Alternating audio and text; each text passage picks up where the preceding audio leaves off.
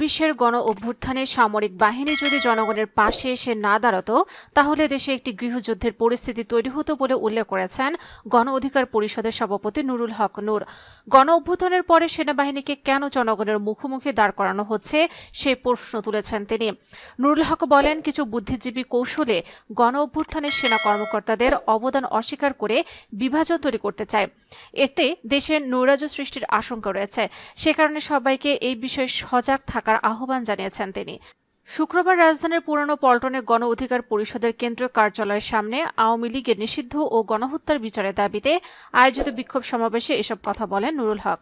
গণ অধিকার পরিষদের নেতা নুরুল হক বলেন, ছাত্র সমন্বয়কেরা তদবির করে আওয়ামী লীগের দোসরদের রাষ্ট্রীয় গুরুত্বপূর্ণ পদে যাওয়ার সুযোগ করে দিচ্ছে, আর দোষ চাপাচ্ছে সেনাবাহিনী ও সরকারের ওপর।